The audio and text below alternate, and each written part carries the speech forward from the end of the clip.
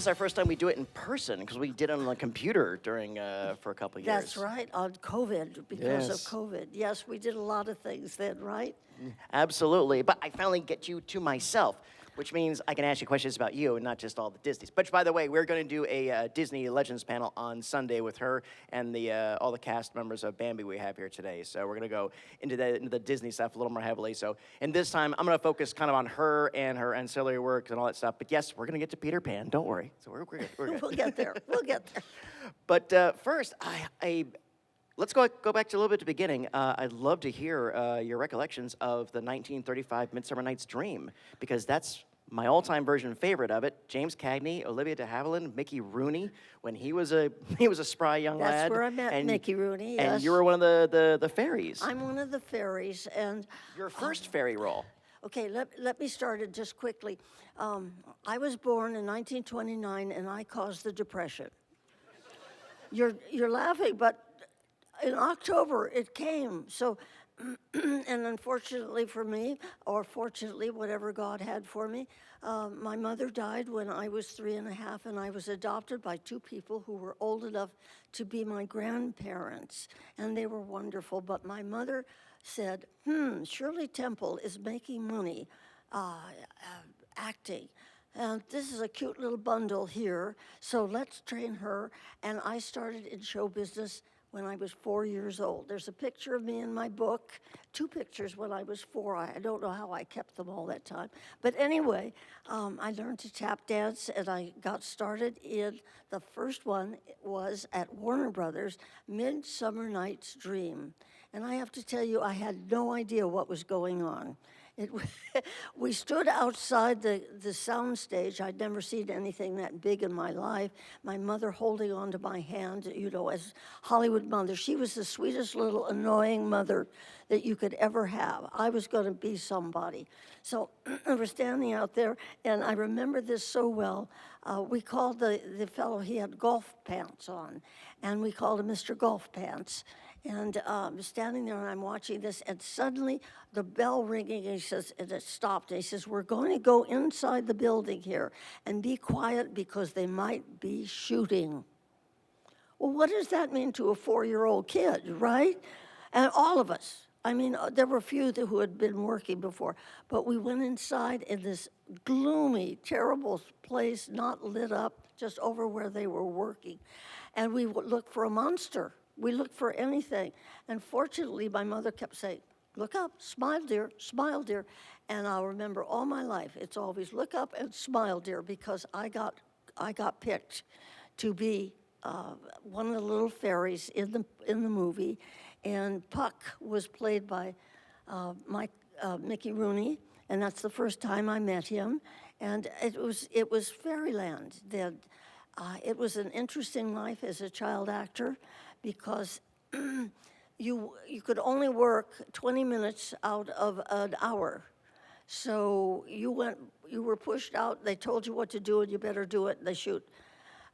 It costs a lot to have children in a movie. You may not know that, but you can only work the 4 hours, and out of that, 20 minutes each hour. And so that costs a lot to, if anything fails, lighting or anything. So, and it's the only time, I think, in seeing the movie, and it's one of your favorites, is the only time that I really understood what Shakespeare was talking about. And I'll never forget Olivia de Havilland, who was, 16 years old, something like that, delivering these lines, and I said, I want to do that. Very nice. And you did a couple of the R gangs. Yes. Also known as the Little Rascals. 6 of them. Has anybody remembered the Little Rascals? Yeah, we got some people. Or people kind of like halfway. Or our gang. I'm old enough to know. Well, will have to tell you a little aside. I'd go and work the Cherry Blossom Festival down in Marshfield, Missouri, where about 6,000 people come, and we have a wonderful time, history and all the rest. And they asked me, would I come and talk to the second graders at school? And when I talk to children, I do it quite a bit. It's about using imagination. So I said, sure, I will. So I'm standing there, and there are 2 classes, and they're sitting on the floor right in front of me. And I thought, how do I start this out? So I said, well, excuse me. I said, well, one of the first things I did, I was about your size, and one of them was the Little Rascals, or our gang. These kids were waving. They see the Little Rascals every day in their house. It has become so popular, I can't tell you, throughout the United States, and I travel a lot. And it sort of makes me feel good that I was in something that they're still watching.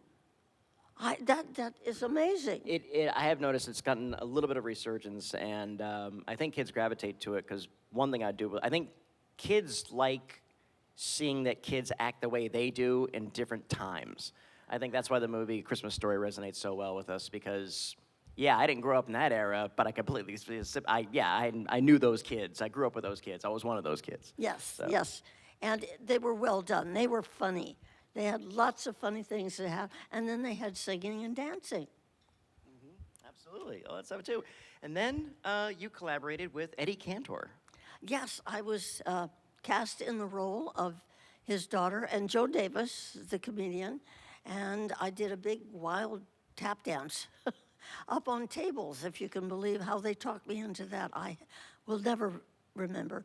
But anyway, and that was where I was Peggy Lynch before that, and all the things that I did. I worked in Rebecca, I worked in You Can't Take It With You, et cetera, et cetera, et cetera.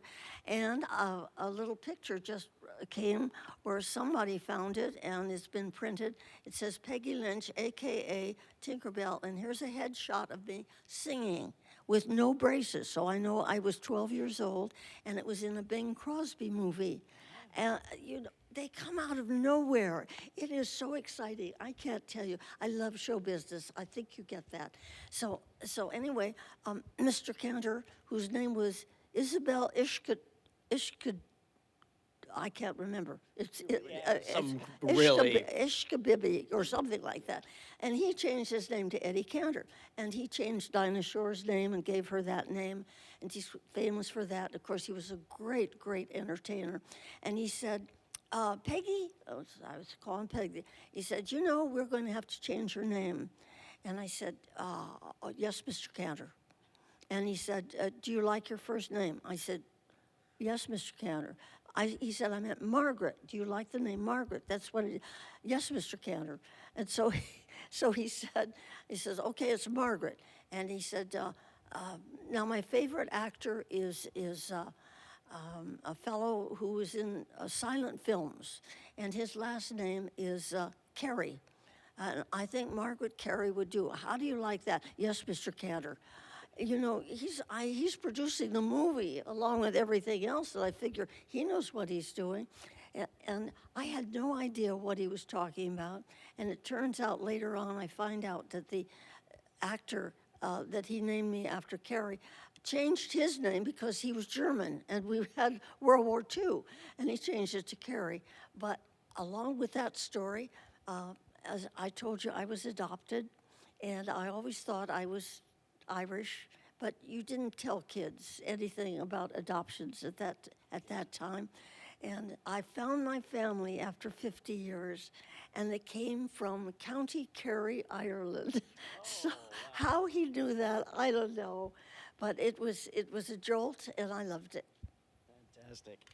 And then we come to the 50s and Peter Pan. Okay. Yeah. And I was assistant dance director at Fox in a movie called I'll Get By, and it was going along fine, and I get a call from my agent. By that time, I had an agent who said, they are interviewing for somebody who can be a dancer and do pantomime for a little sprite who is 3.5 inches high, and could you get off to work tomorrow? And I said, we've got a show, we've got a big scenes coming up, and it's at Disney. And I said, at Disney, I'll be there at 6 a.m. And over I went, and I'll show you some of the things, if I may, that they asked me to do. Mark Davis, you have to blame Mark Davis for Tinkerbell. Mark Davis was one of the 9 old men of Disney, the loveliest man that you ever met, and one of the great artists of all times. And his fine art, it was just as good. He did Cruella de Vil, he did Cinderella, he did Mr. and Mrs. Darling, he did, you name it, he did it. And what a gentleman. So I get over to Disney, and they give me a parking spot to park on the lot. I had never heard of that before, and I'm feeling pretty good, and I immediately get lost. It's a very tiny place, but I get lost, and this big old lanky man comes up next to me, and he says, "You look lost." And I said, "Yes, I'm supposed to see Mark Davis." And I thought it would be over at rehearsal room. He says, "Oh, he's up in his office." And you know what? I was shocked because this man says, "I'll take you there." Well, I will tell you, I've been on every other studio, you would never have that happen, but you have it happen at Disney Studio. It's the most wonderful place to work, I can tell you. So he took me up to the 3rd floor, and he says, "It's that door there." And it turned out to be one of the top writers and artists that had taken me all the way. I was stunned. So anyway, I walked in, and there was Mark Davis, and there was a picture up on the wall, pinned to the wall, of this pixie. And I'm walking in, and of course I show him all the stuff, how great I am. And he said, "Well, we would like for you to land on a mirror. It's in a nursery, and there's a big chest, and there's a mirror on the." And she lands on this mirror, and she looks at herself, and she gets upset afterwards because her hips are too large. And he said, "Can you do that for us?" Hey, I was 19 years old. I could do anything. So I'll show you how it went.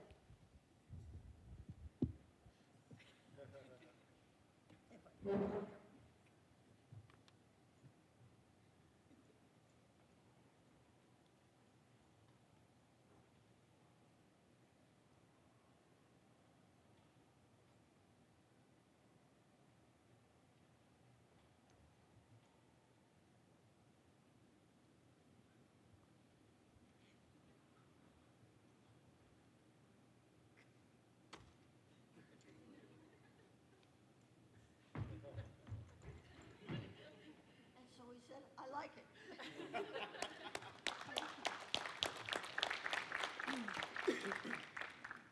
And I did a couple of those things for him, and I don't remember whether it was right then or the next week, but I got a call and says, "Would it be convenient for you to come to work next Tuesday?" Ladies and gentlemen, I had never been asked before whether it would be convenient for me to come to work. That's Disney. And so I said, I thought he was kidding. And so I said, "Well, I can't make it this Tuesday because I'm finishing up a movie, but I can make it next Tuesday." And he said, "Fine. What time would you like to come?" Well, then I was floored. I mean, completely floored. You don't realize that we had to get to the studio by 7:30 in the morning and have our hair washed and makeup on and all the rest of it usually. So here I said, 10 o'clock. I mean, he said, "Fine." I was again stunned. And so that was the following 2 weeks. We went in and we started to do Tinkerbell. We took 9 months to do it because you would get a new scene that they were ready for. Please tell me if I get off microphone. I'm not used to this kind of microphone. Okay. And so one of the things that we came up with, I said, the first time I stepped in front of the great big huge camera where the man was riding on it, and we had all the lights, and we had the big sound stage, center stage with so that they could see the outline of my body as I did this. And I said to him, "Mr. Davis," now this was 72 years ago, and we still call people Mr. and Mrs. They had titles. and not by their first names. And I said, Mr. Davis? And he says, what is it, Margaret? And I said, what do you want her to be? Do you want her to be ditzy like Betty Boop? Do you want her to be above it all like Queen of the Fairies? And he said, Margaret, we want her to be you. And I said, gosh golly, I think I can do that. And so here's the difference of Tinkerbell, if I may. Please. This is your show. You want to... Okay. Now, this is my walk. It's cute, but, you know, it's just a walk. Here is Tinkerbell's walk.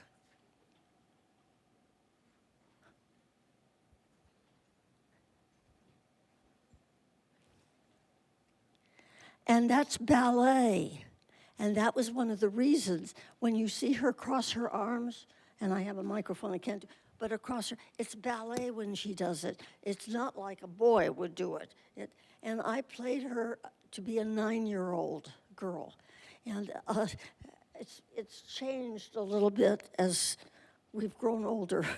She's gotten a little more curves than we started out with. But it was Mark Davis who came up with her design.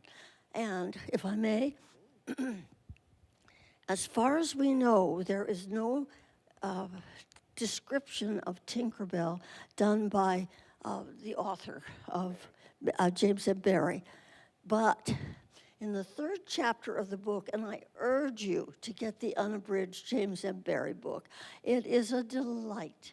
So, but in the 3rd chapter, when we're in the nursery, with Mr. and Mrs. Darling are going to be leaving to go to a party, there is a one paragraph, and if I may, I will do it for you. I've done over 600 cartoons voiceover, so I'm pretty good at it, even at 94.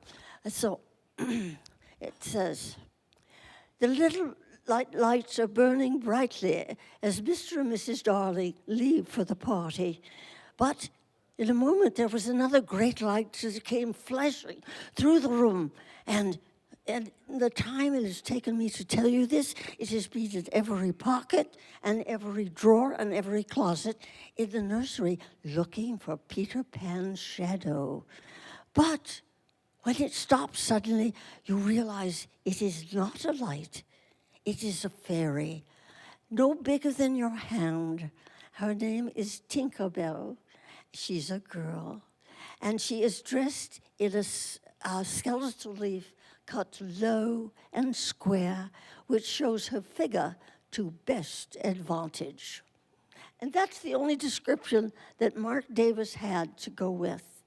And I just, you know, I sometimes cry. He was so brilliant. What's I going to... Whatever it was going to be brilliant. I'm sorry that you missed it. Well, you go ahead and ask a question. Well, one thing that you told me, one of our earlier conversations, that that changed a lot for me was you told us that when Tinkerbell's on the mirror, yes, that your interpretation, and you played it as that was the very first time Tinkerbell has ever seen her own reflection. Sure, why would they have a mirror on Neverland? Which changes a lot of the context of that scene. But it went on, our whole look at everything that we see, as we've put sophistication onto it, but I played her like a 9-year-old who was so excited that she can't stand it. That's what I look like. And it got changed to, well, she's really giving herself the once-over, but she wasn't. No, absolutely. And we'll talk more about Peter Pan, but I have questions on that. And again, we're going to do this again on Sunday, so it'll be more Disney-focused. I do want to talk about Kemper Productions and all those wonderful work you did. First of all, you worked with the Three Stooges. Yes. On the animated shorts. Anybody know the Three Stooges? The same people that lift their hands for the Little Rascals, yeah. Yes, I worked with them 139 episodes, the new Three Stooges cartoons for television, and I did all the girls' voices. Any of you watch the Andy Griffith Show? Do you remember Hal Smith, who played the drunk at the very, and Hal was a dear friend. I did more work with him and chatting. We did Clutch Cargo, we did Space Angel, we did, what's the other one? Captain Fathom, and some other things. And we would stand opposite the microphone because we were just about the same height. And we would do all these crazy voices, and I have no idea why I went off that way. What were we talking about? The Three Stooges. The Three Stooges. Because you appeared in some of the live action. Yes, there were live actions. You actually actions. worked with them. There's live action, opening and closing, so I got to work side by side. And I think you might be interested in knowing when we would go out to lunch after recording, because that's where you start. You record and then you do the picture to the recording. It's already done. And he would, Mo would comb his hair back. Nobody would recognize him. It was just, they would, Curly Joe, they might. Larry, there was no question about that. It was Larry. And they were just delightful to work with. And I think I told you this before. It was run by the two wives that were there. These dear ladies, all dressed up, looking wonderful, would come in, older ladies, and sit down in a chair and start chatting with each other as if they hadn't seen each other for 20 years. And if they thought it was taking too long, what was going on, Mrs. Howard would look at her wristwatch and she'd say, "Mo, oh, Mo, darling." And he says, "Yes, dear, what is it?" She said, "It's getting late." And we would do the scene just like that. There was no, and then we would go back to it. It was, everybody knew what they were going to do. Everybody knew their cue of what they were going to say. It was this little group, and they were such fun to be with. One time, we were working on,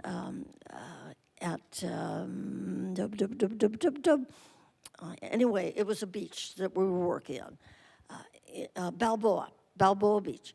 And the scene was they had these little putt-putts, like a bicycle, but they were electric with big fat tires so you could run in the sand. And I love this story because Mo walks out and takes a look at this little guy and throws his leg over the saddle, starts the engine, waits it to go, and then kickstand, and off he goes. And Curly Joe approaches one, and of course, I could see the little motorcycle doing because he was a very large man, little man. So he throws his leg over, and he starts the engine and gets it going, and then kickstand, and off he goes. And Larry Fine comes over, and he looks at it, and he throws his leg over the saddle to get ready, knocks the kickstand over and falls over. And he keeps saying, "Mo, what did I do?" And that's who he was really. He played himself. And everybody would look the other way. And we would never point fingers at him. But they were just dear to work with. I enjoyed it mostly. Oh, absolutely. And then we come to Clutch Cargo and Space Angel. But before we do that, though, I have a clip I'm going to play for the audience. Okay. Because we could spend 20 minutes trying to explain it. But it's just easier to show. This was a series that they called Clutch Cargo, done in a style called Synchro Box. And what they did was they took the actors and they filmed them speaking, and they put their mouths on the animated figures. And I was Paddlefoot. Yes. The little sidekick.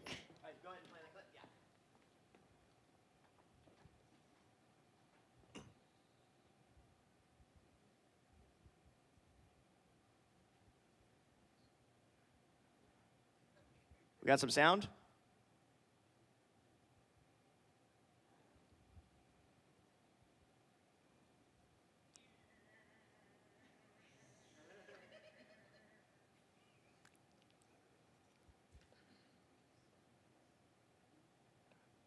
They're looking for it.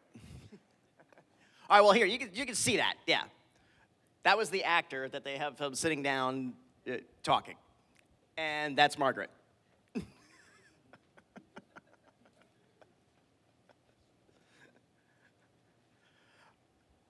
All right, well, you just saw that clip. You get the idea, right? Okay, all right, we're good. We can go from there. Okay. Yeah. And nobody could ever figure out why the little kid was there, and he kept running around with Clutch, with all these adventures, and not in school. They never explained that. He was there.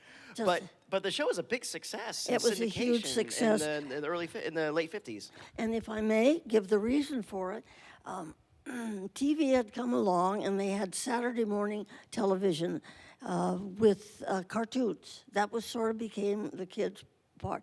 But all the cartoons were squashed cats and blown up rabbits and, pieces of animals flying every which way. And that was about it. Oh, Popeye came in, but you never thought of it as a human being. He was just there. Felix the cat would destroy everything. And it was all black and white. And we came along with the idea that we would have an adventure with human beings, a very, very different thing than they had. Also, we would do it in color. And that is costly, as you can imagine. So we did the kind of shows, we thought, how do we do it? We have to turn out 4 minutes for $3,366. I mean, that was just unheard of. Because one of the greatest problems is animating the lips to correspond to the words. So they came up with this Synchrovox where they would put white makeup all around my face, and whatever lipstick went with the character, because I did about 25 different characters on this, and Al Smith the same way, and certain ones, they would film that. Then they would take that film, project it onto the artwork, which was static, very much like anime. I used to apologize for it, but you look at anime, they're doing it almost exactly the same, only they don't match the mouth. It just suddenly comes open and goes back, I guess because of all the different languages. And and we were strapped into a chair to do this so that we wouldn't move at the wrong moment. And we actually changed the whole direction of TV comics on Saturday mornings. Everybody after that started, even Warner Brothers, et cetera, et cetera, et cetera. So we were very, very proud of that. And there were adventures, fun adventures. And that wasn't done until we did it. Way too. And it definitely went on. Before we get to our audience questions, you've got a lot of these stories in your book, and you wanted to share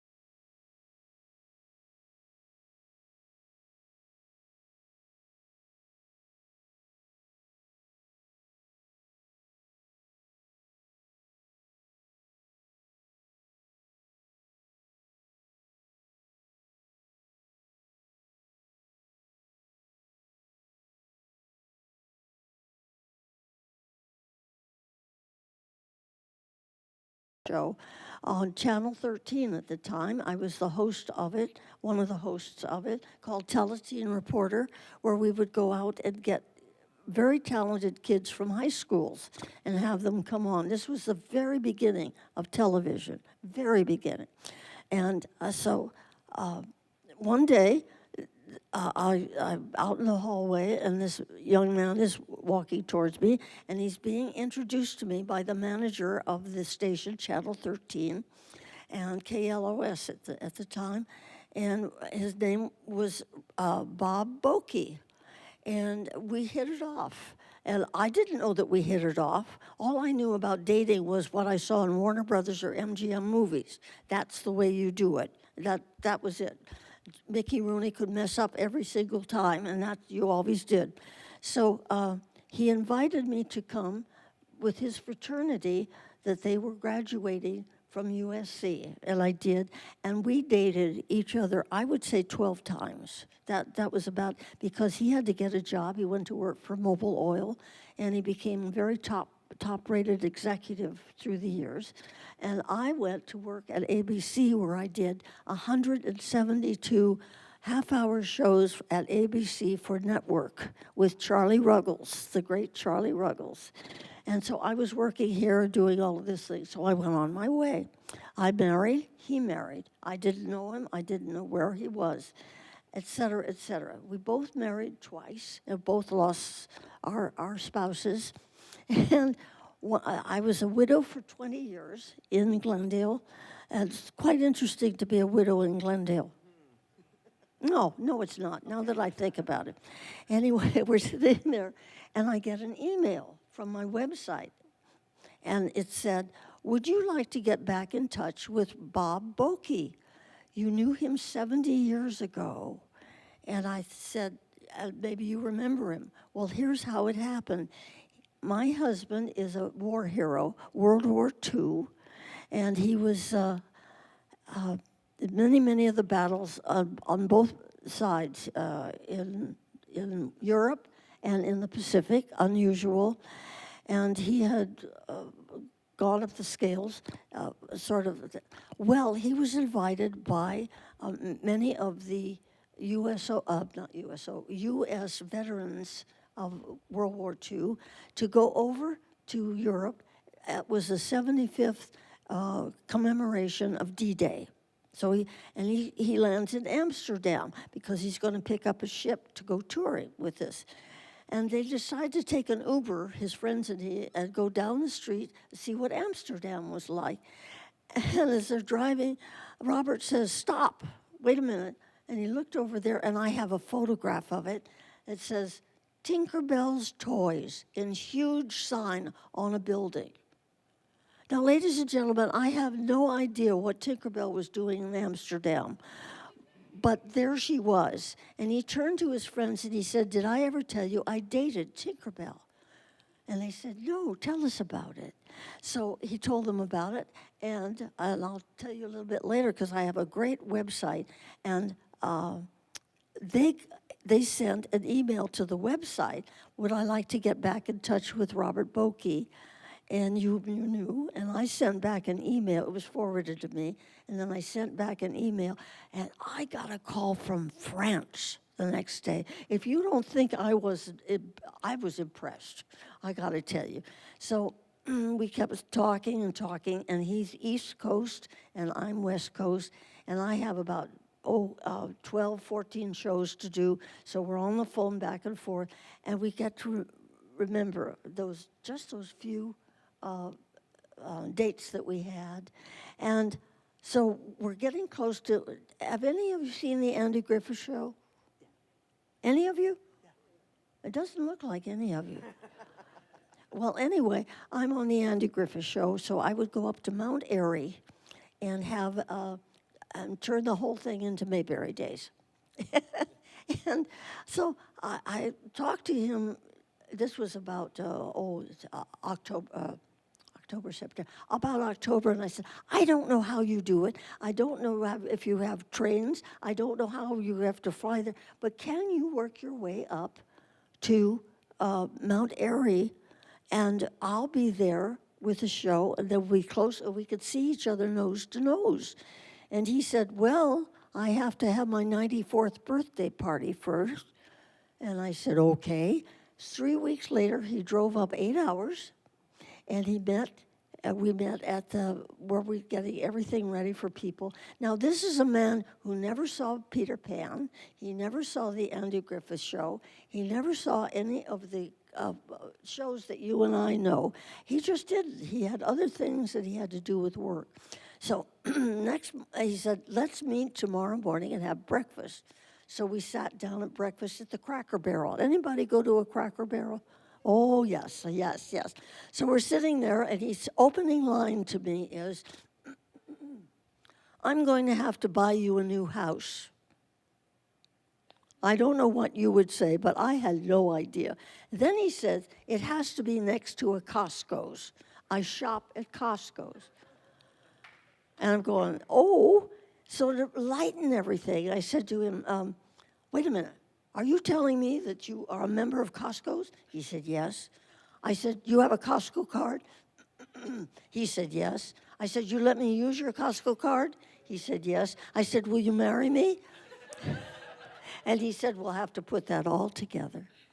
And about the next year. I've been dating wrong my whole life. And so this is September, and we were married in February of St. Valentine's Day. Our 4th anniversary is coming up. And he came to California, and Disney Studios opened up the doors for us and took everybody in the party. It was a large party of people, and they took them through the studio and took them on through a tour. And then we had dinner with everybody, and then they took us, we got married at the Little Brown Church that everybody knows. That's where the Reagans got married, oh, so many of them. And then the next day we had about 400 people come to the Walt Disney Barn, and they okayed him. They said, yeah, he could stick around. It was all right with them. And the next day we flew off to Sarasota, Florida. But I keep thinking, if he had driven down another street, if I hadn't remembered, there were so many ifs, and I thought to myself, only God and Disney could have put that together. And we've been married now almost 4 years, and I like him a whole bunch. And we do shop at Costco's. And we live in Wilmington now. Oh, my goodness. I do apologize, audience. We're just about at time, but she'll be back at her table. She'll be free to answer any questions that you have for her right now. You have your website. We have the flyers right there. You wanted to say something about that in the book? Oh, yes. I'll hold that. Okay. I have a very interesting book that people love. It has pictures of me from the time I'm 4. Well, I have a baby picture in there, too, and my families and all the things. The center part is all about Disney, and I was going to say something about it that was fascinating. What was I going to say It's that all was fascinating? fascinating. No. That was just fascinating. Anyway, I know. It has 160 pictures in it, and it has 80 stories. The longest story is only 8 pages. The shortest story is only 1 page. So it's like Reader's Digest. Marilyn Monroe is in there. The Lone Ranger is in there. The Three Stooges are in there. The people, Mickey Rooney, Elizabeth Taylor, whom I worked with, all of the things that I did. And you could read them quickly and see the pictures. And so it's a great fun book, and it's also a great gift. And I'd be happy to sign it for you. It'll be at my table. And we also have little cards here. I have probably the most gorgeous website that you have ever seen. I mean, seriously. Tinkerbell is so Tinkerbellish, and I kept my hands off. That's why it's gorgeous. So I want to let you know, and it's a gift shop, too, on the website. And I think you will love it, and I love you for being here, and I hope that we see each other downstairs, and I hope that you have just a blessed day today and tomorrow. And I bless you. Thank you. That was a lovely interview. Oh. Animate 2024, this was Margaret Kerry, and that was our time.